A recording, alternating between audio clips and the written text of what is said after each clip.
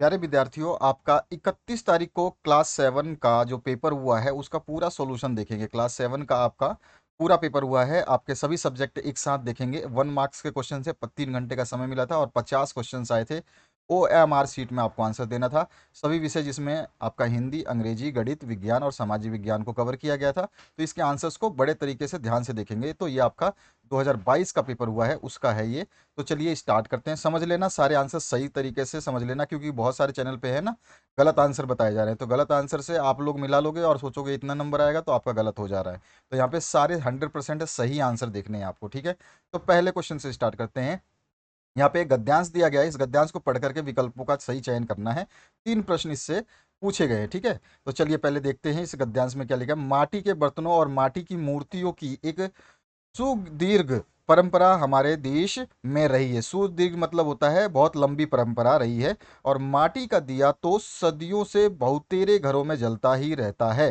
तो माटी के दिए तो आपके घरों में भी जलते हैं या जलाए जाते हैं समय आने पर, और आज भी जलता है। यानी कि पहले भी जलते थे और आज भी जलते हैं। आधुनिक जमाने में भी माटी की यह महिमा हमारे देश में कम नहीं हुई। मतलब आज के मॉडर्न टाइम में, आज जो पुराने ज़माने में भी जलता था और आज जो है आप देख रहे हो कि स्टैंडर्ड लिविंग हो गई है, आधुनिक जीवन हो गया, सब कुछ मतलब ऑटो हो गया है, लेकिन फिर भी आज भी हम दिए जलाते हैं। इसे गनीमत समझिए, मतलब इसे गनीमत इसलिए समझिए क्योंकि इतने मॉडर्न टाइम में लोग बाग दिया जलाना जो है भूले नहीं है।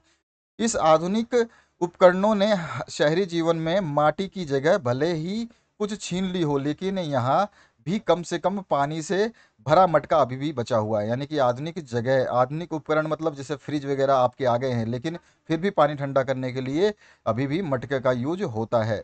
जिसका पानी पीना बहुतों को अच्छा लगता है, और मटके का पानी सभी को अच्छा लगता है। और पानी के गमले भी क्या शहर क्या गांव सब जगह दिखाई देते हैं। और सॉरी, पानी नहीं, मिट्टी के गमले। मिट्टी के गमले तो आप कहीं भी देखोगे, सब जगह मिट्टी के गमले ही मिलते हैं। हालांकि अब प्लास्टिक के गमले भी आ चुके हैं।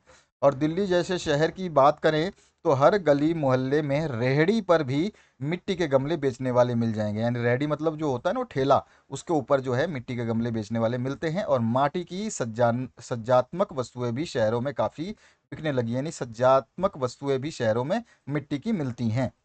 तो यहाँ पर अब इस पैसेज को आपने समझ लिया। इसमें पहला पैसेज दिया, क्वेश्चन पूछा गया, लंबी परंपरा को क्या कहा गया है।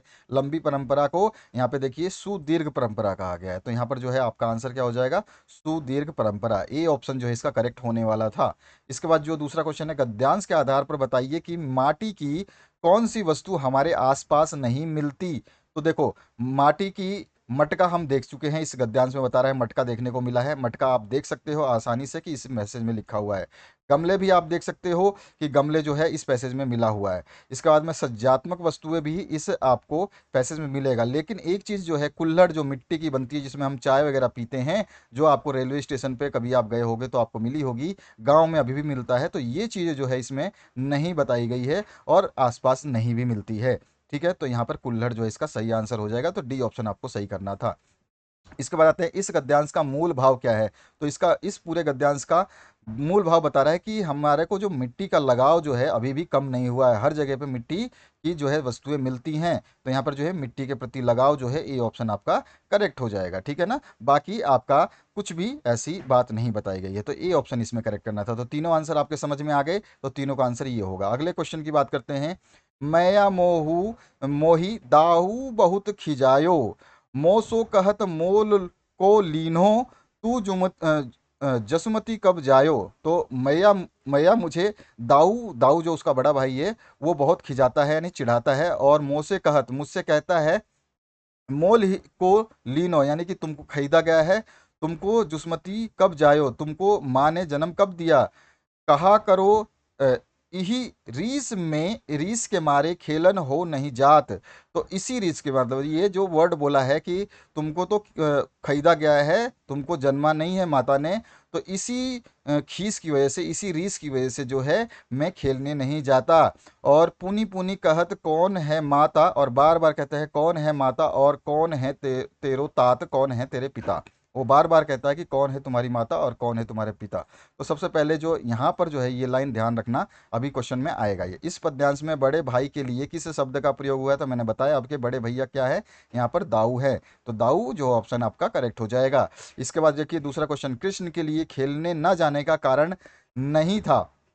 तो देखो, कृष्ण के लिए खेलने जाने का क्या कारण नहीं था, तो यहाँ पर जो है कृष्ण खेलने जाने का कारण पूछा होता तो हम बता देते हैं, तुम्हें तो खरीदा गया है, यशोदा ने तुम्हें कब जन्म दिया। तो यहाँ पर जो है ये वाला जो है ये कारण था, ठीक है ना। यहाँ पे देखो आप ध्यान से, मोह से कहत मोल, तुम्हें खरीदा गया है, तुमको यशोदा ने कब जन्मा, इसी रीस के कारण जो है मैं खेलने नहीं जाता, ठीक है। तो यहाँ क्या पूछा गया, कृष्ण के लिए खेलने न जाने का क्या कारण नहीं था, नहीं पूछा है, तो इसमें ये कारण तो है उसके खेलने नहीं जाने का, ठीक है। खेलने न जाने का कारण तो ये है, लेकिन इसमें क्या पूछा गया है, कारण नहीं था। तो कारण कौन सा नहीं था, तो उसका जो है सबसे आसान तरीका जो है, इसमें कौन सा कारण नहीं है, तो यहाँ पर जो है उसका कारण बताना है बहुत ध्यान से। तो देखो, दाऊ बहुत खिजाते हैं, ये पहली लाइन में लिखा है, तो ये कारण सही है, ठीक है। दूसरा जो है दूसरी लाइन में लिखा है, तुम्हें तो खरीदा गया, यशोदा ने तुम्हें कब जन्म दिया, ये भी कारण सही है। इसमें नहीं पूछा है, ध्यान रखना, क्वेश्चन नहीं कारण पूछा है, कारण नहीं था, ठीक है। तो ये भी सही है, यानी कि कारण है ये। और इसके बाद में उसके खेलने जाने का कारण ये है। और तुम्हारी माता कौन और तुम्हारे पिता कौन, ये भी कारण जो है दिया गया है लास्ट वाली लाइन में, ठीक है। यहाँ पर देखो कि पुनि पुनि कहत कौन माता कौन तात, ठीक है। तो माता और पिता कौन है, ये भी कारण सही है। उनकी माता बहुत लाड करती थी, ये इसमें नहीं है। और इसमें जो है देखो क्या पूछा है, कृष्ण के लिए खेलने न जाने का क्या कारण नहीं था, क्या कारण नहीं था, तो उसकी माता बहुत लाड करती थी, ये कारण नहीं था, इसमें दिया ही नहीं है पैसेज में। तो आपका ऑप्शन नंबर 4 सही होगा। ध्यान रखना कि आपने जो भी इसमें से तीनों लगाए हैं तो तीनों तो सही वचन है, लेकिन इसमें बोला क्या है, क्या कारण नहीं था। क्या कारण था पूछता, तो अगर मैं इससे में से केवल इस चीज को हटा दूं, तो आप देखो, कृष्ण के लिए खेलने ना जाने का कारण था, तो वो था तुम्हें तो खरीदा गया है, यशोदा ने तुम्हें कब जन्म दिया, ये कारण था। इसमें लिखा हुआ है दूसरी लाइन में, इस कारण से जो है रीस के मारे खेलने नहीं जाता था। लेकिन यहाँ पे क्या पूछा गया है, क्या कारण नहीं था, तो ये समझना है। तो यहाँ पर जो है इसका आंसर हो जाएगा डी वाला ऑप्शन करेक्ट। तो यहाँ पे जिसने भी डी किया है उसका आंसर सही है। ध्यान रखना, आपके बिल्कुल सही 100% सही आंसर्स बताए जा रहे हैं, क्योंकि यहाँ पे क्या कारण नहीं था पूछा है। बहुत समझदारी से आपको क्वेश्चन को समझना है। अगर इसमें नहीं होता तो ये आपका जो है सेकंड ऑप्शन करेक्ट हो जाता, लेकिन जो है आपका इसमें नहीं, जो ऑप्शन है वही बताना है। तो इसमें उसकी माता बहुत लाड करती थी, ये ऑप्शन इसमें नहीं बताया गया है, और यही कारण इसमें नहीं पूछा गया है। खेलने न जाने का क्या कारण नहीं था, ठीक है। अब आगे आते हैं, इस पद्यांश में किन के बीच संवाद हो रहा है, तो ये किससे बात हो रही है, तो माता को पुत्र जो है बता रहा है ये सब चीजें, तो माता और पुत्र के बीच में, तो ए ऑप्शन जो है करेक्ट हो जाएगा। इसके बाद में है निम्नलिखित शब्द का रूप चुनिए, तो इसमें शब्द का रूप जो है शब्द का शुद्ध रूप चुनना है, शुद्ध मतलब सही रूप। तो इसमें प्रार्थना के बारे में लिखा गया, प्रार्थना के शब्दों को सही लिखा गया है, तो इसमें प्रार्थना का कौन सा सही शब्द है ये आपको बताना है। तो यहाँ पर जो है प्रार्थना का सही शब्द हो जाएगा ये वाला, बी वाला है, ये अक्षर इसके सही हैं, यानी कि इसमें मात्राओं का सही प्रावधान है, मात्राएं सही हैं, तो ये बी ऑप्शन आपको करेक्ट करना था। इसके बाद में अंगार उगलना मुहावरे का सही अर्थ है, अंगार उगलना, अंगार मतलब कड़ा बोलना, बेकार बोलना, तो यहाँ पर जो है अंगार उगलने का मतलब क्या हो जाएगा, कठोर वचन कहना, सी ऑप्शन जो है आपका करेक्ट हो जाएगा। इसके बाद में मिथ्या के विलोम, मिथ्या मतलब होता है झूठ, तो मिथ्या के विलोम शब्द का चयन करना है, तो झूठ का क्या होगा, मिथ्या को झूठ बोलते हैं, तो झूठ का क्या हो जाएगा, सत्य, तो बी ऑप्शन जो है आपका करेक्ट हो जाएगा। इसके बाद जो है मेरी बहन नृत्य करती है, मेरी बहन नृत्य करती है, शब्द में लिंग बदल करके लिखने पर क्या वाक्य बनेगा, तो यहाँ पे बहन की जगह क्या आ जाएगा, भाई आ जाएगा, करती की जगह करता आ जाएगा, क्यों बहुवचन जो आपका वचन जो चेंज हो रहा है, तो उसके हिसाब से लिंग के अनुसार से वर्ड भी चेंज होगा। तो इसमें देखिए मेरा भाई नृत्य करता है, वहां पे जो ऑप्शन सही होगा, तो मेरा भाई नृत्य करता है, बी ऑप्शन सबको सही करना था। अब आते हैं हम इंग्लिश पे, समझ में आ गया होगा, बहुत ध्यान से समझना, मैं बहुत सारी चीज़ें बहुत तरीके से बता रहा हूँ आपको, इसके बाद में आपको टेंशन नहीं होगी कि आपने क्या सही किया और क्या गलत किया है। यहाँ पे देखिए एक पैसेज दिया गया है, इसको पढ़ने के बाद में 11, 12 और 13 नंबर के प्रश्नों को हल करना था। इसमें बोला गया है Nelson Mandela's father died when he was 12, Nelson Mandela के पिताजी की मृत्यु 12, जब वो 12 वर्ष के थे, नेल्सन मंडेला जब 12 वर्ष के थे तो उसके पिता की मृत्यु हो गई, ठीक है ना, ध्यान रखना। Mandela then lived with the local resident who sent them to school. Mandela जो है लोकल लोगों के साथ में, जो स्थानीय लोग हैं उनके साथ में रहते थे, जो जिन्होंने उन्हें, मंडेला को जो है स्कूल भेजा। He was the first member of his family go to school. और मंडेला जो है पहले मेंबर थे या पहले आदमी थे अपनी फैमिली में, अपने परिवार में, जो स्कूल गए। He was expelled from Fort Hare University in 1941। उनको जो है फोर्ट हेयर यूनिवर्सिटी से 1941 में जो है बर्खास्त, एक्सपेल्ड मतलब बर्खास्त या निष्कासित, निकाल दिया गया। क्योंकि because he led a group of students on political strike. उन्होंने राजनीतिक जो है स्ट्राइक करने वाले विद्यार्थियों का क्या किया था, लेड किया था। लेड मतलब नेतृत्व होता है, तो उन्होंने जो राजनीतिक स्ट्राइक का नेतृत्व किया था, इसलिए जो है उनको इस यूनिवर्सिटी से निकाल दिया गया। आफ्टर ही एक्सपेल्ड, जब उनको निकाल दिया गया, Nelson found a job as a night watchman. तो उनको जो है रात्रि का पहरेदार के रूप में जो है उन्होंने एक जॉब ढूंढा, एक नौकरी ढूंढी या नौकरी मिली। समझ में आया इस पैसेज का मतलब? कि उसका जो 12 साल का था उसकी उम्र, तो उसके पिता मर गए, और उसके बाद में जो है वो अपने स्थानीय लोगों के साथ रहता था जिन्होंने उसको स्कूल भेजा। और वो जो है पहला आदमी था या पहला मेंबर था अपनी फैमिली में जिसको स्कूल गया था। और उसको जो है स्कूल से या यूनिवर्सिटी से निकाल दिया गया था 1941 में, क्योंकि उसने जो है राजनीतिक स्ट्राइक का जो है नेतृत्व किया था। लेड मतलब उसका नेता बना था, नेतृत्व किया था। और उसको निकालने के बाद में उसको रात्रि पहरेदार का जो है नौकरी मिला। ठीक है, तो जॉब उसने फाउंड किया। तो इस तरह से ये हिंदी में अब मैंने आपको ट्रांसलेट कर दिया। अब यहाँ पे 11वां question, when did Nelson Mandela lose his father. तो नेल्सन मंडेला ने अपने पिता को कब खोया? तो यहाँ पे 12 वर्ष की आयु में, तो व्हेन ही वाज 12 ओल्ड। तो यहाँ पर जो है 12 ईयर्स ओल्ड जो है सी ऑप्शन करेक्ट हो जाता। From where was Nelson Mandela expelled. तो नेल्सन मंडेला को कहाँ से निकाला गया? तो यूनिवर्सिटी से निकाला गया। अभी अभी हमने पढ़ा कि ये जो है expelled from university, Hare University, Fort Hare University. तो यहाँ पे यूनिवर्सिटी लिखा है तो यूनिवर्सिटी से, अगर स्कूल लिखा होता तो स्कूल लिख देते। ठीक है। और what does passage tell about the life of Mandela. Mandela के लाइफ के बारे में ये पैसेज क्या बताता है? तो इसमें जो है ये पैसेज बताता है कि उनके जीवन में क्या चैलेंजेस रहे। ठीक है, क्या चुनौतियां रहीं? तो filled with challenges, C option जो है इसका करेक्ट हो जाएगा। जिसने भी सी किया है उसका आंसर सही है। ध्यान रखना, सारे आंसर्स बिल्कुल सही बताऊंगा, चिंता करने की जरूरत नहीं है। यहाँ पे एक स्टैंजा दिया गया है और इसको पढ़ने के बाद में आपको 14 से 15 और 16 क्वेश्चन आंसर देने हैं। Here is a cart run away in the road lumping along with the man and load and there is a hill and a river each glimpse and gone for ever. यहाँ पर जो है एक cart है, यानी कि एक गाड़ी है, बैलगाड़ी है जो रोड पर चल रही है, और इस पे जो है आदमी और लोड यानी सामान रखा हुआ है। और there and here is a hill, यहाँ पे एक पहाड़ी है, यहाँ पे एक नदी है। और ईच ग्लिम्स, एक झलक दिखाती है, और गोन फॉर एवर, हमको बस एक झलक दिखा और उसके बाद वो गायब हो गए।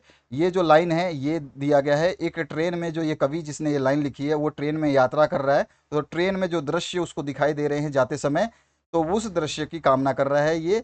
और ये जो है महाराष्ट्र बोर्ड के छठी क्लास का चैप्टर से लिया गया है। महाराष्ट्र बोर्ड जानते हैं आप, मुंबई बोर्ड, उसके छठी क्लास के चैप्टर से लिया गया है। पैसेज जो होता है अनसीन, वो कहीं से भी लिया जा सकता है, घबराने की जरूरत नहीं कि आपके बोर्ड से नहीं लिया गया, ये कहीं से भी लिया जा सकता है। ये पैसेज कहीं से लिया जा सकता है, ये पैसेज कहीं से भी लिया जा सकता है। ये रूल होता है। आगे भी आपकी क्लासेस में जब आप नेक्स्ट क्लास में जाओगे तो आपको और भी दूसरे पैसेज मिलेंगे जिनको आपने पढ़ा नहीं होगा कभी। तो इस तरह का ये पैसेज है, मैंने हिंदी में आपको समझा दिया कि एक गाड़ी है जो रोड पे चल रही है, लोड किया हुआ है मैन और मैन के साथ में और लोड के साथ में। लोड मतलब भार। और उसके बाद में जो है वहाँ पर उसको पहाड़ी दिखाई देती है, रिवर दिखाई देती है थोड़ी सी झलक के लिए, और उसके बाद में वो गायब हो जाती है क्योंकि वो ट्रेन से जा रहा है। तो जो चीज़ दिखी उसके बाद में वो थोड़ा सा, जब ट्रेन इतनी स्पीड से चलती है तो वो छूट जाता है पीछे, तो वो झलक दिखी और चला गया। तो यहाँ पर जो है the word road in the poem रिदन बिस विद, तो वो रोड का जो है रिदम वाला, यानी रोड जैसा साउंड निकालने वाला कौन सा वर्ड है आपको बताना है इस ऑप्शन में से। तो यहाँ पे टोड लिखा है, टोड लिखना नहीं चाहिए था, इसको लिखना था लोड। ठीक है, फिर भी इसने गलती से टोड लिख दिया, तो टोड और रोड दोनों एक जैसे बोलने में लग रहे हैं, तो बी ऑप्शन जो है आपका करेक्ट हो जाएगा। इसके बाद है what type of scenery can we imagine by reading this stanza. तो इस छंद, स्टैंजा मतलब होता है छंद, छंद आपको आगे आएगा, आपके हिंदी में छंद मिलेगा पढ़ने को। छंद क्या होती है इसके बारे में बताया जाएगा जब अगली क्लास में जाओगे। तो यहाँ पर जो है आपका टाइप ऑफ सीनरी, किस टाइप का दृश्य जो है इस छंद से या इस कविता से आप देख पा रहे हैं, सुन पा रहे हैं, महसूस कर पा रहे हैं। तो यहाँ पर जो है ये किसी गांव के आसपास से निकलता होगा ट्रेन और उसकी जो है सीनरी बता रहा है। तो यहाँ पे क्या आंसर आ जाएगा, विलेज। ठीक है, विलेज का ये सीन है, सिनेमा हॉल और बेडरूम और मार्केट प्लेस का नहीं है, ध्यान रखना। तो यहाँ पे विलेज जो है इसका सही आंसर होगा। इसके बाद है what does the word glimpse mean. Glimpse मतलब होता है झलक। ठीक है, तो झलक का मतलब होता है कि कुछ देर के लिए, कुछ सेकंड के लिए। तो to see for a while, कुछ क्षण के लिए कोई चीज देखना। तो यहाँ पे ग्लिम्स का मतलब हो जाएगा झलक। झलक का मतलब होता है, झलक को बोलते हैं to see for a while, एक क्षण के लिए देखना। तो ए ऑप्शन जो है इसका करेक्ट होने वाला था। इसके बाद है आपका fill in the blanks with the correct choice. Correct choice आपको बतानी है। तो I am dash by my friend to attend his brother party. तो आई एम इनवाइटेड, ठीक है, यहाँ पे बी ऑप्शन आएगा। मुझे इनवाइट किया गया है, मुझे आमंत्रित किया गया मेरे दोस्त के द्वारा उसके जन्मदिन को की पार्टी पर। तो इनवाइटेड आएगा, बी ऑप्शन जो है इसका करेक्ट होगा। जिसने भी इनवाइटेड किया है उसका सही है। अब इसके बाद में fill in the blanks with correct choice. तो फिर यहाँ पे फिल करना है the king return to his palace. जो है राजा अपने महल लौटा। तो यहाँ पर क्या आ जाएगा आंसर, तो ही रिटर्न हिज पैलेस हैप्पीली। तो यहाँ पे जो क्या आंसर आ जाएगा, हैप्पीली। ए ऑप्शन जो है करेक्ट हो जाएगा। क्या हो जाएगा, हैप्पीली। वो खुशी खुशी अपने राजमहल या महल लौटा। ठीक है, तो हैप्पीली आएगा। ठीक है, इसके बाद में select the correct sentence from the following. इसमें से करेक्ट सेंटेंस जो है आपको बताना है। He goes to Ranchi yesterday, वह कल रांची जाता है। तो देखो समझ में आना समझना हिंदी में क्या बोल रहा हूँ। वो कल रांची जाता है। यहाँ तो बीता, यस्टरडे मतलब बीते हुए कल की बात हो रही है। तो वो कल रांची जाता है, ये गलत है। He has gone to Ranchi yesterday, वो कल रांची जाता गया है। वो कल रांची गया है, यहाँ पे क्या है, वो कल रांची गया है। और यहाँ पर he went to Ranchi yesterday, वो कल रांची गए थे। अब ध्यान देना, वो वह कल रांची गया था, ये इस तरह बोल सकते हैं, वह कल रांची गया था। और he is going to Ranchi yesterday, वो कल रांची जा रहा है। तो अब आपको समझ में आ रहा होगा कि कौन सा सही होने वाला है। तो ये जा रहा है, ये जाता है, और ये है हैज़ गोन टू रांची, वो गया है। और यहाँ पे गए थे, तो यस्टरडे के साथ में हमेशा थे आता है, तो ह नहीं आएगा। तो ही वेंट टू रांची, वह कल रांची गया था। तो सी ऑप्शन जो है इसका करेक्ट हो जाएगा। इसके बाद में सी द पिक्चर और चूज द करेक्ट ऑप्शन। यहाँ पर एक पिक्चर देख रहे हो, इस पिक्चर में धुआं निकल रहा है बहुत सारा, है ना, इस पिक्चर में। तो यहाँ पे कौन से टाइप का पोल्यूशन है ये पूछा गया है। तो धुएं से कौन सा पोल्यूशन होता है, सभी को पता होगा, एयर पोल्यूशन। तो सभी ने सही किया होगा, सी ऑप्शन करेक्ट हो जाएगा। अगले क्वेश्चन की बात करते हैं गणित सेक्शन से। गणित में है पूर्णांक दिया गया है 10 -7 -1 -5 और 5। देखिए ध्यान से, मैं आपको जो चीज़ बता रहा हूँ वो पहले समझ लेना। कोई भी माइनस की संख्या जितनी बड़ी होगी, जितनी बड़ी संख्या माइनस वाली होगी उतनी वो छोटी होती है। ध्यान रखना, दोबारा बोल रहा हूँ। जिसके आगे भी माइनस लगा हो और वो संख्या बड़ी हो, जैसे कि यहाँ पे देख रहे हो, तो सबसे छोटी संख्या माइनस वाली कौन सी होगी, तो -7, क्योंकि -7 सबसे बड़ा है। इसमें सबसे ज़्यादा बड़ा माइनस वाला कौन सा है, तो -7। उससे छोटा कौन सा है, तो -5। उससे छोटा कौन सा है, नहीं, उससे बड़ा कौन सा है, देखो ध्यान रखना, दोबारा बोल रहा हूँ। छोटी संख्या माइनस वाली बड़ी होती है। ये छोटी संख्या है ना, -1, ये बड़ी होती है, लेकिन बड़ी माइनस वाली संख्याएं छोटी होती हैं, ये चीज़ ध्यान रखना। तो इसमें पूर्णांक को बढ़ते क्रम में रखो या घटते क्रम में रखने पर कौन सा पूर्णांक बीच में आएगा, ये आपको बताना है। तो इसको मैंने यहाँ पे नीचे रखा हुआ है, एक बार दिखा देता हूँ आपको। ये देखो बढ़ते क्रम में रखा है, मैं थोड़ा सा इसको जूम कर रहा हूँ, आपको समझ में आ जाएगा। देखो बढ़ते क्रम में मैंने यहाँ पे रखा है इसको, ये देखो बढ़ते क्रम में रखा। तो मैंने कहा कि जो माइनस वाली संख्या सबसे बड़ी होती है वो छोटी होती है। तो छोटी सबसे पहले लिखा, -7 सबसे छोटी, फिर -5 उससे थोड़ी सी बड़ी, ठीक है ना। फिर उसके बाद में -1 उससे भी बड़ी, यानी कि सबसे छोटी, फिर उससे बड़ी, फिर उससे बड़ी, और फिर 5 उस सबसे बड़ा, मतलब इन तीनों से बड़ा, और 5 से 10 बड़ा। तो ये बढ़ते हुए क्रम में लिख दिया। इसी तरह से अगर मैं घटते क्रम में लिखता तो उल्टा लिख देता, तो 10 पहले आता, 5 फिर आता, फिर -1 आता, फिर 5 आता, और फिर -7 आता। तो इसमें आप दोनों में देख रहे हो कि -1 दोनों के बीच में आ रहा है। तो हमारा जो आंसर यहाँ पे होता वो क्या हो जाता, तो आंसर हमारा होता, देखो यहाँ पर क्वेश्चन में, तो हमारा जो आंसर हो जाता वो -1। तो सी ऑप्शन जिसने भी करेक्ट किया है उसका आंसर क्या है, सही है। ठीक है, तो यहाँ पर जो है क्या आंसर हो जाएगा आपका, सी। ठीक है ना। अब इसके बाद आते हैं 3 की पावर 6 है गुणा में 4 की पावर 6 है। पावर मतलब होता है घात। 3 की घात 6 है और 4 की घात 6 है। ये किसके बराबर है? तो दोनों की घात 6 है, तो दोनों को ब्रेकेट में करके इसकी घात 6 बना दूंगा। तो 3 गुणा 4, क्योंकि दोनों में गुणा का निशान तो है, 3 भी 3 गुणा में है 4 और इन दोनों की घात 6 है, तो कॉमन घात है, तो कॉमन घात को हम ब्रेकेट में लिख करके एक बार ही लिख सकते हैं। तो ये आपको अच्छी तरह से पता है, तो यहाँ पे आ जाएगा सी ऑप्शन। इसमें कुछ एक्सप्लेन करने वाली बात नहीं है, मुंह से बताने वाली है। इसको मैं तोड़ करके लिख करके नहीं बता सकता, क्योंकि दोनों की घात 6 है, तो दोनों के ऊपर ब्रेकेट, दोनों को ब्रेकेट में बंद करके सारे की घात 6 कर देंगे। ब्रेकेट खोलोगे तो 3 की घात 6 हो जाएगी और फिर 4 की घात भी 6 हो जाएगी, वापिस इस तरह का आ जाएगा। तो यहाँ पे सी ऑप्शन करेक्ट हो जाएगा। समझ में आ गया? अगला जो क्वेश्चन है उसकी बात करते हैं। 8/13 और 5 का गुणनफल कितना होगा? तो 8/13 गुणा 5 करना है। तो 8/13 गुणा 5 करते हैं, तो मैंने नीचे कर रखा है, देखो यहाँ पर 8 बटे, देखो यहाँ ध्यान से देखना, 8/13 गुणा 5 करना है, तो 8 पंजे 40, 40/13 हो गया। तो 40/13 को मैंने भाग दे के बताया है कि क्या आएगा, मैंने यहाँ पे सॉल्व करके बताया है। अगर आपने सॉल्व करके लिखा है तभी तो आपको आंसर पता होगा। तो यहाँ आ गया 40/13। तो 40 को 13 से भाग देंगे तो 40 ब्रैकेट में आ जाएगा, 13 बाहर आ जाएगा, और भाग देंगे तो 40 का 13 से कितनी बार जाएगा 40 में? तो 13×3 = 39, 3 बार में जाएगा तो 39, शेष फल बचेगा 1। हम जब इसको लिखते हैं सही बटे के फॉर्म में तो 3 सही 1/13 यही लिखेंगे ना, 3 फिर 1 फिर 13, ऐसे ही चलते हैं ना इधर से। तो यहाँ पर जो है 3 सही 1/13, तो ये वाला ऑप्शन जहाँ पे है वही हमारा आंसर सही हो जाएगा। तो यहाँ पर देख लेते हैं कौन सा आंसर हो जाएगा हमारा, 3 सही 1/13 वाला सी ऑप्शन करेक्ट हो जाएगा। तो यहाँ पर जो है आपका सी ऑप्शन करेक्ट आएगा। समझ में आ चुका? अब आते हैं हम नेक्स्ट क्वेश्चन की तरफ। नेक्स्ट क्वेश्चन में है आपका 100% गुणा में 75% गुणा में 50% बटे में 75 गुणा में 50 का मान बताना है। देखो ये ऊपर वाला परसेंट में है, नीचे वाला बिना परसेंट के है, तो ऊपर वाले परसेंट को खत्म करेंगे तब उसके बाद निकलेगा मान। तो खत्म करते हैं, देखो मैं समझा देता हूँ इसको। जब भी किसी चीज़ को परसेंटेज हटाओगे, ये परसेंट वाला साइन हटाओगे, ये परसेंट हटाओगे, ये भी परसेंट हटाओगे, ये भी परसेंट हटाओगे, तो उस संख्या के नीचे 100 आ जाता है। यानी कि अगर मैं 100 का ये परसेंटेज हटा दूं, तो परसेंटेज हटाने के लिए मुझे 100/100 कर देना पड़ेगा। इसी तरह 75 का परसेंटेज हटाऊंगा तो 75/100 कर दूंगा। इसी तरह 50 का ये परसेंट हटाऊंगा तो 50/100 कर दूंगा। ये आपको स्कूल में सिखाया गया होगा, लेकिन मैं यहाँ पे आपको समझा देता हूँ, थोड़ा सा ध्यान से दीजिए। देखिए 100 गुणा 75 गुणा में 50 बटे में 75 गुणा में 50, ये क्वेश्चन था। इस क्वेश्चन को मैंने दोबारा लिखा है, तो इसमें 100 का परसेंटेज हटा दिया, देखो परसेंटेज नहीं लिखा है तो इसके बटे में 100 लिख दिया। 75 का परसेंटेज हटा दिया तो 75 के बटे में भी 100 लिख दिया। इसके बाद में 50 का भी परसेंटेज हटा दिया तो इसके बटे में भी 100 लिख दिया। तो ये तीनों का तो परसेंटेज हटा के सभी के नीचे 100 लिख दिया, और नीचे क्या था साथ में 75 गुणा में 50, तो 75 गुणा 50 लिखा हुआ है। ठीक है, अब क्या करूंगा मैं, अब मेरे को क्या करना है, तो ये 100 से ये 100 कट गया, समझ में आ गया? ठीक है, अब मेरा क्या है, ये 75 से ये 75 कट गया, क्योंकि सब कुछ सेम हो गया, किसी में परसेंटेज नहीं है तो मैं काट सकता हूँ। तो यहाँ पे 50 से फिर ये 50 कट गया, तो यहाँ पे बचा क्या, तो देखो नीचे बचा 100 गुणा 100 और ऊपर कुछ भी नहीं बचा। ऊपर कुछ नहीं होता तो इसका मतलब 1 होता है, तो यहाँ पर जो है 1/100 गुणा 100 बचा। समझ में आया?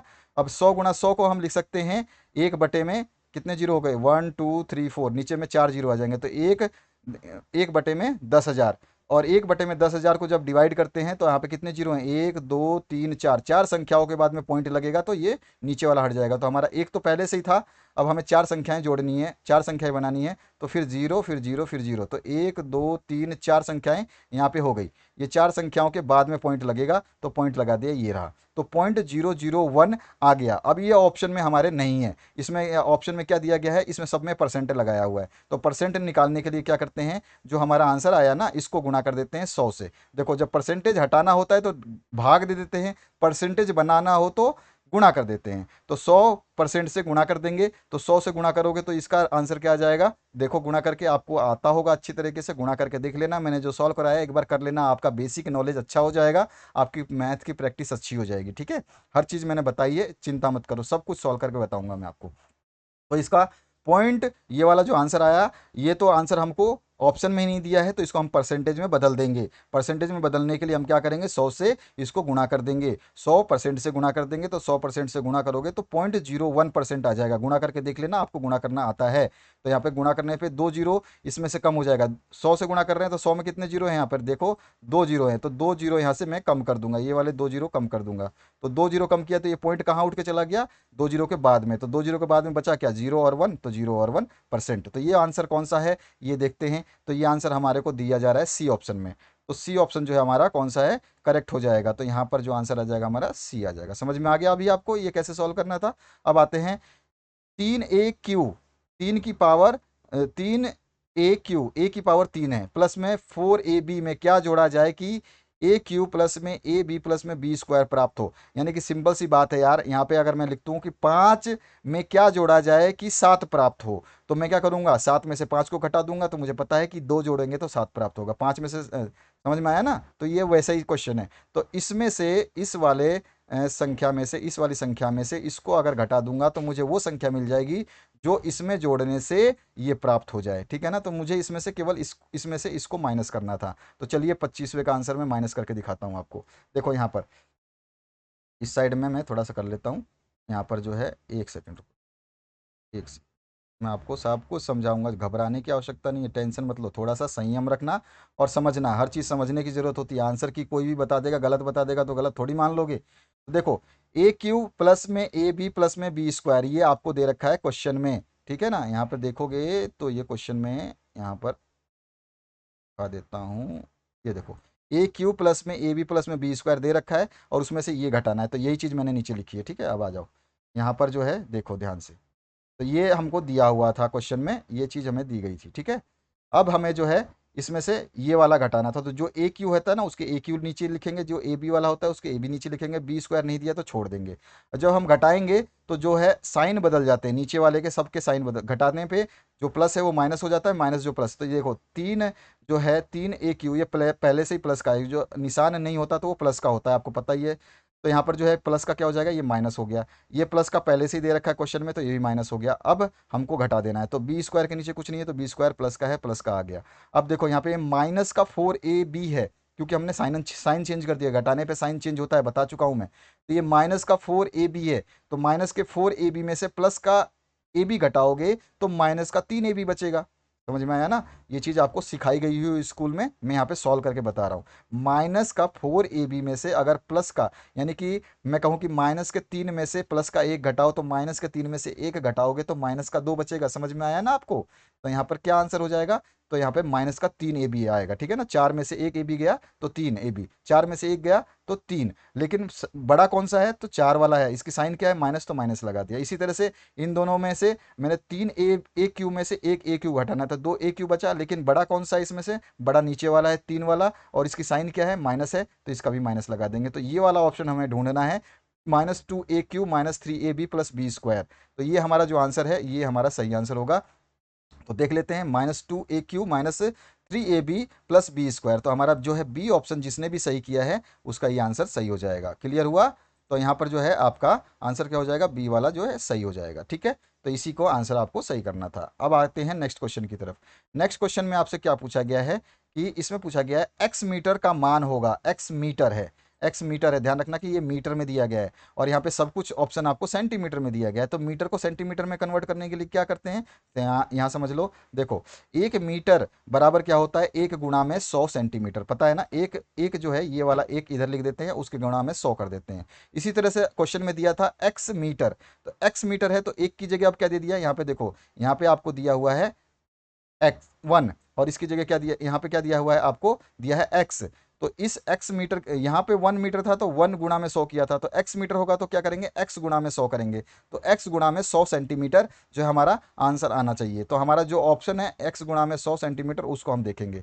तो यहाँ पे अगर x गुणा में 100 सेंटीमीटर जो भी ऑप्शन है उसको हमारा सही हो जाएगा। तो x ये रहा 100x सेंटीमीटर, या x गुणा में 100 सेंटीमीटर, बात एक ही होती है, आगे पीछे कर दो। तो यहाँ पर जो है सी ऑप्शन जो है आपका करेक्ट हो जाएगा। x मीटर बराबर कितना होता है, 100x सेंटीमीटर। तो यहाँ पर जो है आपका आंसर क्या हो जाएगा, सी ऑप्शन करेक्ट हो जाएगा।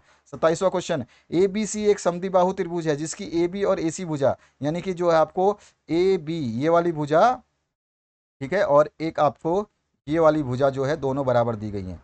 जब आपका दो भुजाएं बराबर होती हैं तो उसके जो कोण होते हैं वो भी बराबर होते हैं।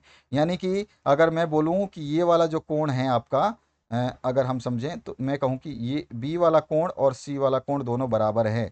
यानी कि जो बी का मान आएगा या चाहे जो सी का मान आएगा वही आपका दोनों का मान होगा। किसी का भी मान अगर मुझे सी का पता है तो वो बी का मान होगा, बी का पता है तो सी का मान होगा, क्योंकि दोनों बराबर है। अगर ये एक्स है तो ये भी एक्स है, अगर ये ए होगा तो ये भी ए डिग्री होगा, ये बी डिग्री है तो ये बी डिग्री होगा। समझ में आया है तो ये चीज़।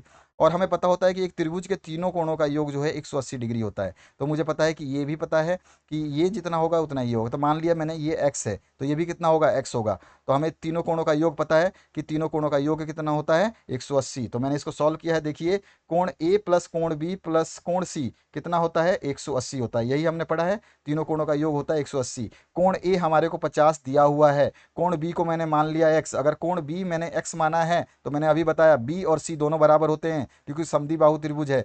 तो आपका अगर b x है तो c भी x होगा। मैंने यही तो बताया आपको कि दोनों में से कोई भी एक चीज, अगर सी एक्स है तो बी एक्स होगा, है ना। जो एक होगा वो दूसरा भी होगा समद्विबाहु त्रिभुज में। लेकिन 50 जो है ए दे रखा है, तो ये तीनों कोणों का योग कितना है, 180। यही क्वेश्चन में लिखा है। तो 50 प्लस में एक्स बराबर 180। 50 का 50 और एक्स प्लस एक्स कितना हो गया, 2x बराबर 180। यहाँ पे 2x को यहीं छोड़ देंगे, 50 इधर प्लस का है, उधर ले जाएंगे तो ये माइनस का हो जाएगा। तो 180 माइनस 50, 180 में से 50 घटाओगे तो कितना आ जाएगा आपका, 130। 130 आ गया 2x के बराबर। ध्यान रखना मैं क्या बोल रहा हूँ, उस चीज़ को समझ लेना, यहाँ पे कुछ भी गलती मत करना। तो यहाँ पर देखो, यहाँ पर जो है 2x बराबर 130 बचा। तो x बराबर क्या होगा, 130 में ये 2x, 2 के साथ में x गुणा है, इधर ले जाओगे। देखो जब भी ब्रैकेट के उधर ये बराबर के उधर ले जाते हो तो जो गुणा है वो भाग हो जाता है, जो भाग है वो गुणा हो जाता है, जो प्लस है वो माइनस हो जाता है, जो माइनस है वो प्लस हो जाता है। यहाँ पे ये प्लस है तो इधर आके माइनस हो गया, देखो हैं। और इधर ये गुणा है तो इधर आके ये भाग हो जाएगा इसमें। तो इधर आके x बराबर 130/2, 130/2 करोगे तो 130 का आधा कितना होता है, 65। तो ये आ गया हमारे पास 65 आंसर। मैंने यहाँ भाग दे के भी दिखाया है। तो 65 डिग्री जो है हमारा इसका आंसर होगा। तो यहाँ पर जो है हमारा क्या आंसर होगा, 65 डिग्री। ये वाला जो आंसर डी वाला जिसने भी किया है उसका सही आंसर आ जाएगा। तो डी ऑप्शन जो है इसका करेक्ट हो जाएगा। अगला जो क्वेश्चन है, बरखा ने एक कोण बनाया जो चित्र में दिखाया गया, बताइए कि कितने डिग्री का कोण है। देखो हमको अच्छी तरह से पता होता है कि जब भी हम पहला कोण बनाते हैं, जैसे ये आर्क खींचा और पहला कट मारा, तो ये पहला जब कट मारते हैं, ये वाला जो आप देख रहे हो ये वाला कट, तो ये पहला कट जो होता है हमारा, ये कौन सा होता है, ये कट होता है हमारा 60 डिग्री का। और इस कट से फिर एक बार कट यहाँ मारे और फिर यहाँ से वापस से एक कट मारे यहाँ पे, तो आपका कितना होता है, 30 डिग्री का। तो ये कोण हमारा जो कितने का आया, 30 डिग्री का। सभी को बनाना टीचर ने सिखाया होगा। तो हमारा क्या आंसर आ जाएगा, ए ऑप्शन जो है इसका करेक्ट हो जाएगा। तो ए ऑप्शन जिसने भी किया था वो सही है। इसके बाद आते हैं नेक्स्ट क्वेश्चन पे। 88 सेंटीमीटर लंबी तार के दोनों सिरों को मिलाकर के एक वृत्त बनाया गया। एक तार है और उससे व्रत बनाया गया। इस व्रत को पूरी तरह से ढकने के लिए कितने कागज की जरूरत पड़ेगी। ध्यान देना मैं क्या बोल रहा हूँ, यहाँ पहले समझ लेना, उसके बाद आगे बढ़ाऊंगा। मैं इसको पूरा को क्वेश्चन को सॉल्व करके दिखाऊंगा। देखो इस तरह का एक व्रत है, ठीक है। इस व्रत को बोल रहा है कि अगर इस व्रत को ढका जाए, ढकने का मतलब है कि आपको इसको पूरी तरह से ये वाला एरिया जो अंदर वाला ना, ये व्रत के अंदर का पूरा एरिया, इसको कवर करना है। इस पूरे एरिया को कवर करना है। कागज कितना लगेगा, यानी कि हमको कवर करना है इसको। और अंदर वाले एरिया को क्या बोलते हैं हम, अंदर वाले जगह को क्या बोलते हैं, क्षेत्रफल बोलते हैं इसको। व्रत का क्षेत्रफल क्या होता है, अंदर का सतह, जितना भी अंदर होता है वो क्षेत्रफल। तो हमें क्षेत्रफल निकालने की बात कह रहा है, समझ में आया। क्षेत्रफल निकाल लेंगे तो हमें पता चल जाएगा कि भाई इतनी जगह है जो कागज कागज से ढकनी है। तो इस क्षेत्रफल को निकालने की बात है। अब देखो इसको समझो, नीचे की तरफ क्वेश्चन में मैं कैसे कराता हूँ। देखो यहाँ पे जो है एक तार दिया गया है, यहाँ पे समझना, एक तार जो है क्वेश्चन में आपको दिया गया है, ये रहा तार वो, और जिसकी लंबाई बोल रहा है कि ये 88 सेंटीमीटर की है। और इसको जो है तार को घुमा करके एक ऐसा जो है सर्किल बना दिया। तार को आप मोड़ के, आपके पास रस्सी, कागज, कुछ भी रस्सी, डोरी, धागा कुछ भी हो, उसको इतनी बड़ी धागा लेकर घुमाओगे तो सर्कल बन जाएगा। तो ये सर्कल बन जाएगा। सर्कल जब बनता है तो इस सर्कल के बाहर वाला जो ये धागा बना हुआ है, इस धागे को हम क्या बोलते हैं, इस धागे को क्या बोलते हैं हम, तो इस धागे को हम बोलते हैं परिधि। ठीक है ना। तो ये क्या हो जाएगा आपका, ये परिधि हो गया। क्लियर हुआ। तो ये इसको हम परिधि बोलते हैं। परिधि का सूत्र क्या होता है, परिधि को बोलते हैं हम 2πr। परिधि का फॉर्मूला क्या होता है, वो होता है 2πr। हमेशा ये आपको याद रखनी है कि 2πr जो परिधि का फॉर्मूला होता है। तो परिधि का फॉर्मूला दे रखा है 2πr, और परिधि कितनी दे रखी है, इस परिधि की लंबाई कितनी दे रखी है, क्योंकि ये तार से बना है। तो परिधि कितना है, 88 सेंटीमीटर। यानी कि मैं बोलूंगा कि 2πr जो है परिधि, परिधि के मान कितना दे रखा है, 88। तो ये 2πr बराबर 88। तो मुझे देखो, अगर क्षेत्रफल निकालना है तो मुझे रेडियस पता है, यानी कि त्रिज्या पता होनी चाहिए। त्रिज्या नहीं होगी तो मैं कुछ भी नहीं निकाल सकता, परिधि भी नहीं निकाल सकता। परिधि अगर दे रखी है तो परिधि अच्छी बात है, तब तो मैं हम निकाल लेंगे। देखो अब परिधि दे रखी है हमारे को 88, तो परिधि के बराबर, परिधि के फॉर्मूले के बराबर 88 कर दिया। और यहाँ से आर की वैल्यू निकाल ली, आर का आर यहीं छोड़ा, ये 2π इससे गुणा में है तो 2π इधर कर दिया। 2 से 88 को काट दिया तो 44/पाई आ गया। पाई को अभी मैं चेंज नहीं कर रहा हूँ ताकि आगे आसानी हो जाए इसलिए। तो यहाँ पे आर बराबर आ गया 44/पाई। हम जानते हैं कि वृत्त का क्षेत्रफल जो होता है पाई आर स्क्वायर होता है। ये फॉर्मूला हमें याद होता है, वृत्त का क्षेत्रफल पाई आर स्क्वायर होता है। तो हमें आर की वैल्यू पता है, हमें क्षेत्रफल निकालना है, तो क्षेत्रफल में जो है पाई का पाई रख दिया, ये रहा पाई, इसकी पाई की जगह यहाँ पे जो पाई है इस पाई की जगह पाई रख दिया, ये पाई रख दिया। इसके बाद आर स्क्वायर है, आर स्क्वायर का मतलब है आर गुणा आर। आर कितना है हमारे पास, तो आर है 44/पाई, तो आर गुणा आर कर दूंगा तो 44 गुणा में फिर से 44। अब मेरे को क्या करना है, यहाँ पे काट देना है पाई से, इस पाई से ये पाई कैंसिल हो जाएगा, तो मुझे बचेगा क्या, 44 गुणा 44 करोगे तो आ जाएगा 1936। बटे में क्या बचा, पाई। पाई का मान कितना होता है 3.14, सभी को पता है, या 22/7 लिखो या 3.14 लिखो। तो 3.14 लिखा है, इसको डिवाइड करोगे तो 616.56 आएगा। तो 616.56 जो है वो हमारा आंसर है। तो 616.56 हमारे को क्वेश्चन में दिया गया है कि नहीं, तो हाँ दिया गया है, 616 तो दिया गया है, 0.56 खा गया कोई बात नहीं है, तो हमारे को ये आंसर टिक कर देना था। तो हमारा आंसर क्या हो जाता, 616 वर्ग सेंटीमीटर। ठीक है ना, यही चीज़ निकालनी थी। समझ में आ चुका होगा आपको कैसे निकालनी थी। हमको दिया क्या गया था, सरकमफ्रेंस यानी कि परिधि दी गई थी, हमें निकालना क्या था, क्षेत्रफल यानी कि एरिया। ठीक है, समझ में आ गया। अब आते हैं हम 29 के बाद में 30वें क्वेश्चन पे। 30वां जो क्वेश्चन है आपका, एक दुकानदार द्वारा एक सप्ताह में बेचे गए पतंगों की संख्या का आंकड़ा यहाँ पे दिया गया। एक सप्ताह में उसने लाल, पीले, नीले, हरे बेचे हैं, तो इसमें सबसे ज़्यादा संख्या किसकी है, पीले की। तो यहाँ पे सबसे ज़्यादा बिका क्या है, पीला। तो बताइए कि दुकानदार अपने दुकान में किस रंग के पतंग सबसे अधिक रखेगा। तो देखो, जो ज़्यादा बिकेगा वही चीज़ ज़्यादा रखा जाएगा, चाहे आप हो, चाहे मैं हूँ, चाहे कोई दुकानदार हो। तो हमारा जो है पीला ज़्यादा बिक रहा है, तो पीले की संख्या वो ज़्यादा रखेगा कि भाई पीले बच्चे ज़्यादा ले रहे हैं, तो वो हमेशा पीले को ज़्यादा रखेगा सबसे, तभी तो बच्चे खरीदेंगे। तो यहाँ पे क्या आंसर आ जाएगा, पीला। पीले की संख्या वो ज़्यादा रखेगा, सी ऑप्शन करेक्ट हो जाएगा। आते हैं विज्ञान पे। राधिका के मसूड़ों से प्राय खून निकलता है, उसे भोजन में इनमें से किस विटामिन की कमी हो सकती है। तो उसके भोजन में जो है विटामिन सी की कमी है, विटामिन सी की कमी से जो है मसूड़ों में प्राय खून निकल आते हैं। ठीक है ना, तो यहाँ पर जो है संतरे वगैरह जिसमें भी आपके सी विटामिन पाए जाते हैं उनको खाया जाता है। इसके बाद में अम्लीय और क्षारीय पदार्थों का परीक्षण करने हेतु किसका उपयोग किया जाता है। अम्लीय और क्षारीय दोनों पदार्थों का उपयोग, जो पदार्थों का परीक्षण करने के लिए हम सूचक को उपयोग करते हैं। सूचक जो होता है आपका पीएच पेपर होता है ना, जिसको हम बोलते हैं इंडिकेटर, इंग्लिश में इंडिकेटर का यूज करते हैं, जो इंडिकेट करता है कि ये अम्ल होगा या क्षार होगा वो पदार्थ। तो सूचक से हमें पता चल जाता है। सांस लेने के लिए निम्न में से कौन सा कथन सही है। तो सांस लेने के बारे में यहाँ पे कथन जब आप पढ़ोगे आराम से शांति से, तो आपको एक कथन देखने को सही मिलेगा कि यह एक ऐसी क्रिया है जो शरीर को ऑक्सीजन प्रदान करती है। अगर सांस नहीं लेंगे तो ऑक्सीजन नहीं मिलेगा, तो पहला ऑप्शन जो हमारा करेक्ट हो जाएगा। इसके अलावा आपको कोई भी टेंशन लेने की ज़रूरत नहीं है। इसके बाद आते हैं, वाष्पीकरण की प्रक्रिया निम्नलिखित में से किस स्थिति में सबसे अधिक होगी। वाष्पीकरण की प्रक्रिया सबसे अधिक कब होगी, सबसे अधिक की बात कर रहा है, तो सबसे अधिक जब होगी जब हम सतह को भी बढ़ा देंगे, क्षेत्र को बढ़ा देंगे और तापमान को भी बढ़ा देंगे। यानी कि जितना ज़्यादा क्षेत्र और जितना ज़्यादा तापमान बढ़ाएंगे उतनी ज़्यादा वाष्पीकरण अधिक होगी। ठीक है ना, अधिक होगी, अधिक की बात हो रही है। जल्दी कौन सी होगी, तो जल्दी की बात करते तो सतह क्षेत्र को कम कर देते और तापमान को बढ़ा देते, तो ये जल्दी होती। जल्दी और अधिक में दोनों में फर्क है। सबसे अधिक होगी, अधिक में सतह का क्षेत्र और तापमान दोनों को बढ़ाया जाएगा। तो जितना सतह बढ़ाओगे, जितना एरिया बढ़ाओगे और जितना तापमान बढ़ाओगे उतनी ज़्यादा जो है वाष्पीकरण होगा। यानी कि मान लो, मैं अब आपको समझा देता हूँ। आप एक कटोरी में पानी लो और उस पानी को जो है आप स्टोव या आपके जो है गैस पे रखो जला करके। ठीक है, उसी के दूसरे बर्नर पे आप एक थाली में पानी लो और उसको उसी उतने ही, दोनों बर्नर सेम होने चाहिए, दोनों बर्नर सेम आग पे जलाओ। एक पे कटोरी रखो, एक पे आप क्या रखोगे, क्या रखोगे, एक पे जो है आप थाली रख रहे हो पानी से। तो आप सोचो कि दोनों का जब टेम्परेचर बढ़ाओगे तो सबसे ज़्यादा वाष्प किसका बनेगा, सबसे ज़्यादा, सबसे जल्दी नहीं, सबसे ज़्यादा वाष्प बनेगा थाली। जिसका ज़्यादा पानी होगा, जिसका एरिया ज़्यादा होगा उसमें ज़्यादा वाष्प बनेगा, जिसमें कम एरिया होगा उसमें कम वाष्प बनेगा। ठीक है ना, टेम्परेचर कितना ही बढ़ा लो। तो यहाँ पे ध्यान रखना, सतह क्षेत्र और तापमान दोनों बढ़ाने से होगा। तो यहाँ पे डी ऑप्शन करेक्ट हो जाएगा। इसके बाद में है, राजेश ने एक पेड़ की छाया का आकलन किया और 11 बजे, पूर्वाह मतलब 12 बजे से पहले, सुबह की बात है, 11 बजे सुबह और दोपहर 3 बजे किया। उसने देखा कि एक 11 बजे सुबह देखा उसने और 3 बजे देखा। पेड़ की छाया की आकृति और आकार आकार के संबंध में जो है राजेश ने अवकलनों का निष्कर्ष निम्नलिखित में से कौन सा होगा। यानी कि राजेश जो है इस 11 बजे देखने के बाद और 13 बजे देखने के बाद क्या बोलेगा कि पेड़ की छाया में कैसा परिवर्तन हुआ। तो हम देखेंगे कि जैसे जैसे दोपहरी बढ़ती है या घटती है तो छाया और आकृति दोनों में परिवर्तन होगा। तो यहाँ पे देखो छाया और आकृति, छाया की आकृति एवं आकार दोनों बदलते रहेंगे। तो यहाँ पर जो है सी ऑप्शन करेक्ट हो जाएगा, ठीक है ना। तो ये ध्यान रखना है। इसके बाद आते हैं नेक्स्ट क्वेश्चन की तरफ। नदी और बांध से उत्पन्न जल विद्युत के लिए निम्न में से कौन सा कथन सही नहीं है। सही नहीं है। देखो, यह वायु और पानी और वायु को प्रदूषित करता है, बिल्कुल करता है, तो ये सही है। यहाँ पे पूछा है सही नहीं है। हमेशा ध्यान दिया करो कि क्वेश्चन पूछा क्या गया है।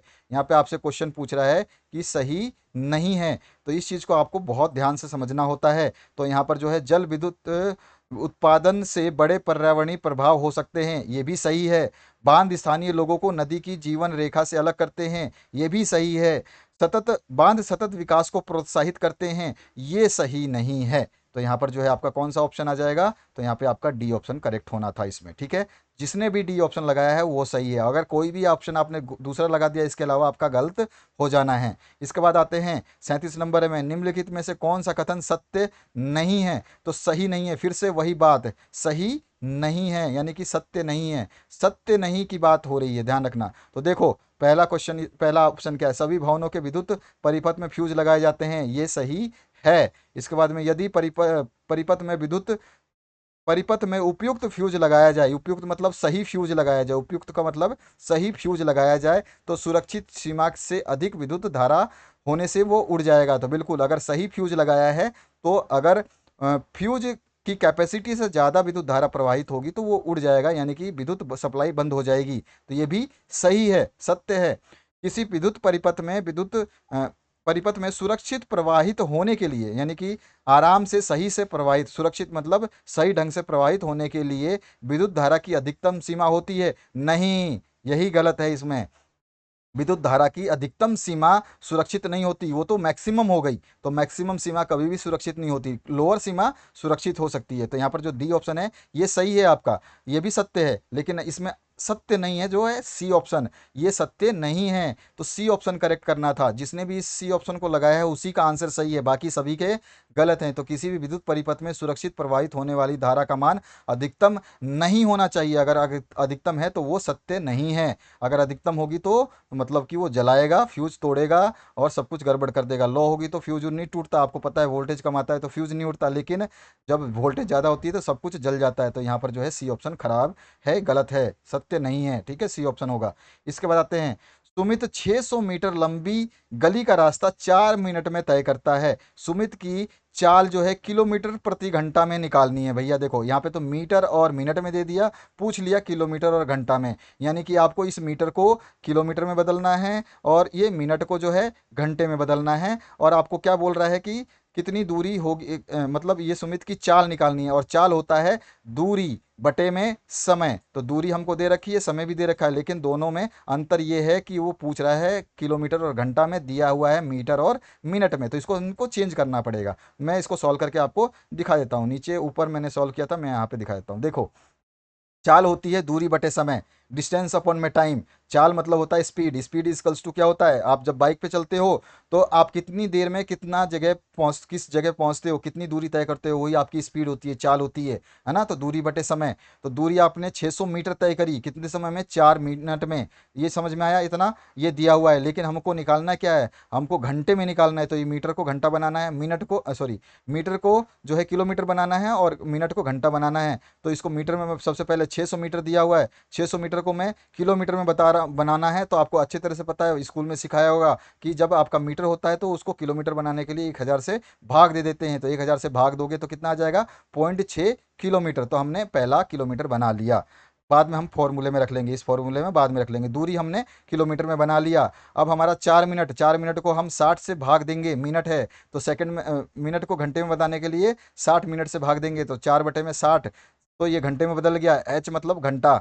और 4/60 को हम काटेंगे तो 4 एकम 4 और 15 चौको 60, तो 1/15 घंटा आ गया। तो हमारे पास ये मिनट भी घंटा में बदल दिया, तो 600 को भी बदल दिया और 4 को भी बदल दिया। इन दोनों की वैल्यू को मैं रखूंगा इस समीकरण में। तो दूरी कितनी है, 0.6, तो ये रख दिया 0.6। इसके बाद में हमारे पास समय कितना है, समय मैंने 4 मिनट को घंटे में बदल दिया, 1/15, तो रखा मैंने 1/15 नीचे।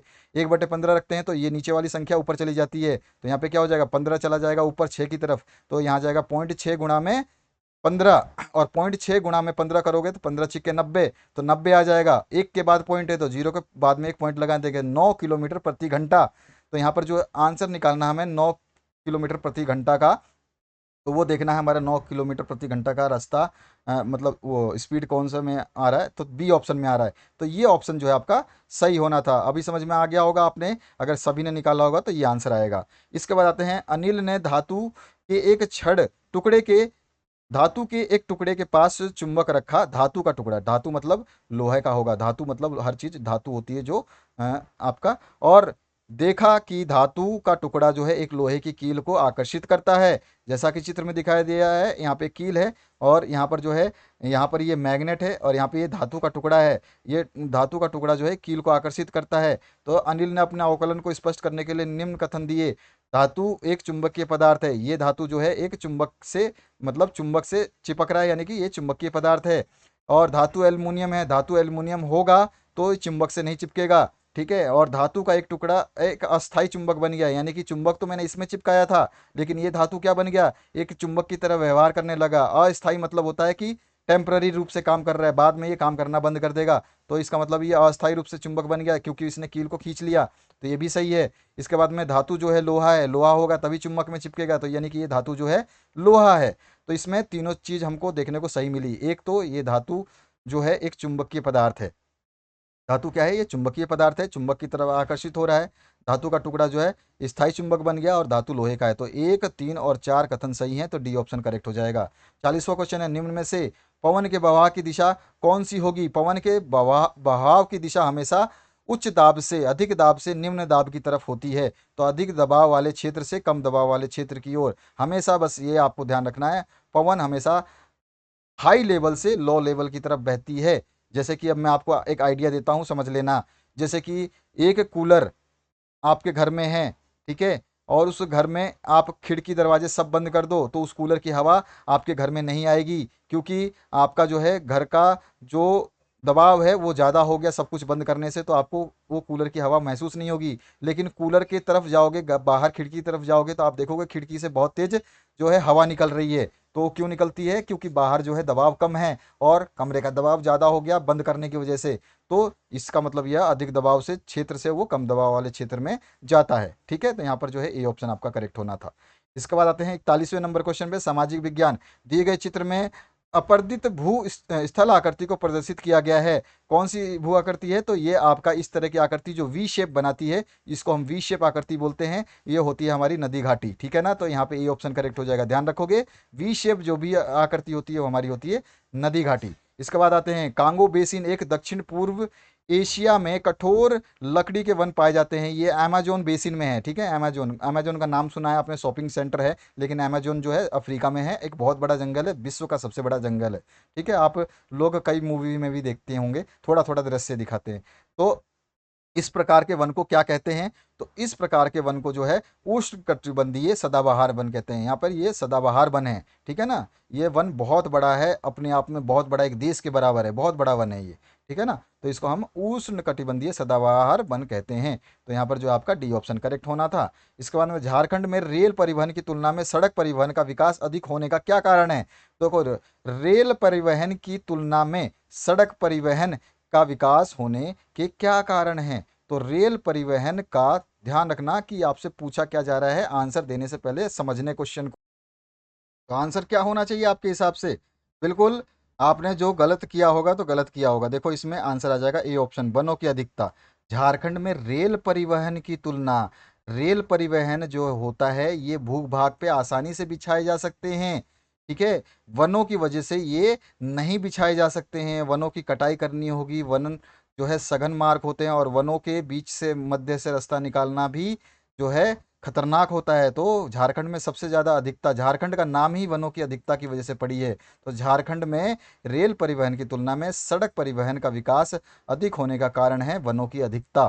ठीक है ना, वन ज़्यादा है इसलिए रेल परिवहन कम किया गया है। ठीक है, मैदानी भाग होगा तो उस पे तो सड़क, अरे सड़क तो यार पठारी हो मैदानी हो कहीं पे भी बना सकते हैं, लेकिन रेल परिवहन जो है मैदानी भाग पे ही बनाया जाता है।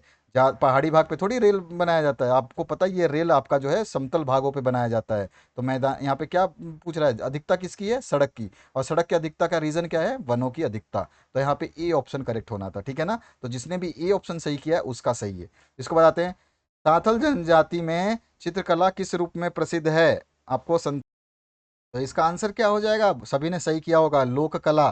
ठीक है, संथाल जनजाति के चित्र किस रूप में प्रसिद्ध है, तो उनकी लोक कला के रूप में प्रसिद्ध है। उसके बाद में है, भारत के मानचित्र पर मध्यकालीन मराठा राज्य के क्षेत्र को पहचान करके सही उत्तर का चयन करना है। यहाँ पर जो है ए बी सी इस तरह से दिया गया है आपको। यहाँ पर ए है ये वाला जगह जो आपका हरियाणा में पड़ रहा है, ये हरियाणा और आपका पंजाब में। इधर जो है आपका ये यूपी वाला एरिया है, इधर जो है ये महाराष्ट्र का एरिया है, और इधर जो है आपका चेन्नई वाला एरिया है। तो आपको अच्छी तरह से पता है कि यह क्या पूछ रहा है, मराठा। मराठा कहाँ पे है, तो सबसे ज़्यादा महाराष्ट्र में है, सब मराठी हैं, उधर मराठी बोली जाती है। तो इसको तो कॉमन सेंस से भी आप आंसर लगा सकते थे। तो इसका जो है ए आप बी ऑप्शन जो आपका करेक्ट हो जाएगा। तो यहाँ पर जो बी ऑप्शन आपको करेक्ट कर देना था। ठीक है, तो इसके बाद आते हैं नेक्स्ट क्वेश्चन की तरफ। इसमें 46 नंबर में है, विवरण दिया है गया, एक स्थान से दूसरे स्थान पर भेजे जाने वाले सामान से भरे डिब्बों या थैलों को चिन्हित करने के लिए मोहरों का प्रयोग होता था। मुहर की छाप को मुहरबंदी कहा जाता था।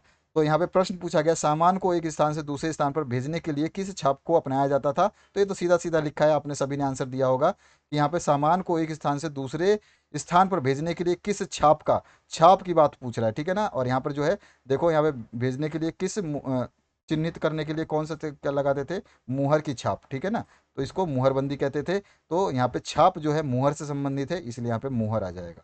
इसके बाद में है आपका 47 नंबर, अपने इतिहास में तिथि के बारे में, आपके इतिहास पढ़िए तो सीई और बीसीई पढ़ा है। ठीक है, तो सी बी सी देखा होगा। तो इसमें जो है बीसीई निम्न में से किस प्रकार की तिथि के लिए प्रयोग होता है। तो इसमें जो है एक ईसा से पहले के लिए बीसीई बिफोर जो है ना, यहाँ पे बिफोर, बी से बिफोर होता है ना। तो यहाँ पर जो बिफोर कॉमन एरा, ठीक है, ये कॉमन एरा है, और इस बिफोर कॉमन एरा यानी कि एक ईस्वी से पहले। तो ये ऑप्शन जो आपका करेक्ट हो जाएगा। तो 47 नंबर का आंसर ये ऑप्शन होना था। इसके बाद में है आपका, देश के सभी नागरिकों को पर्याप्त भोजन और अच्छी स्वास्थ्य सुविधाएं प्राप्त करने की जिम्मेदारी किसकी है। पूरे देश की बात हो रहा है, देश के सभी की, देश की जिम्मेदारी है किसकी। तो आपको आसानी से पता है कि वो केवल सरकार की जिम्मेदारी है। आपने कोरोना काल में भी देखा कि सब कुछ जो किया गवर्नमेंट ने किया, सरकार ने की। तो सरकार की जिम्मेदारी होती है। सरकार फिर चाहे वो पुलिस को बोले, सेना को बोले, न्यायालय को बोले, वो उसकी हेडक है, लेकिन सरकार की जिम्मेदारी होती है। उसके बाद में, आजीविका के संबंध में निम्नलिखित में से कौन सा कथन सही है। आजीविका मतलब है रोजगार, आजीविका मतलब जीवन यापन करने के लिए। कौन सा कथन सही है, जीवन यापन करने के लिए क्या करते हैं, यात्रा तो नहीं करते, बच्चों को विद्यालय जाने की आवश्यकता नहीं है जीवन यातना करने के लिए, और धार्मिक जुलूस निकालना भी जरूरी नहीं है।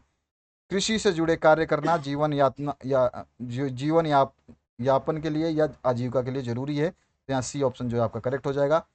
अंतिम जो क्वेश्चन है, राजा राम मोहन राय, दयानंद सरस्वती, ज्योतिराव फुले और रमाबाई किस प्रकार के सुधार से जुड़े हुए हैं। तो ये सारे के सारे नाम जो आपने पढ़े हैं, ये सभी के सभी किसी न किसी रूप से समाज सुधार में जुड़े हुए हैं। तो यहाँ पर जो है बी ऑप्शन इसका करेक्ट होने वाला था। ये देखिए, आपने 50 क्वेश्चन के बिल्कुल 100% राइट आंसर, जिसने इसको टिक किया है, जो चीज़ मैंने यहाँ पे बताई है वो सारे के सारे सॉल्यूशन के साथ भी बताए हैं। तो अगर आपने इन क्वेश्चंस को ढंग से किया है और जो मैंने आंसर्स बताए हैं इनको किया है, तो आपको पूरे के पूरे मार्क्स मिल जाने हैं। तो आशा करता हूँ इस वीडियो को आप दूसरों के साथ में शेयर करके उनके भी नंबर उनसे चेक करवा करके आप पूछ सकते हैं। Thank you very much, have a good day. इस चैनल पर बने रहिए, कभी भी आपके लिए स्टडी मटेरियल जो है अपलोड किया जाएगा तो उससे आपको सूचना मिल जाएगी। इसलिए चैनल को सब्सक्राइब कर लें और बेल आइकन को क्लिक कर लें। Thank you very much, have a good day.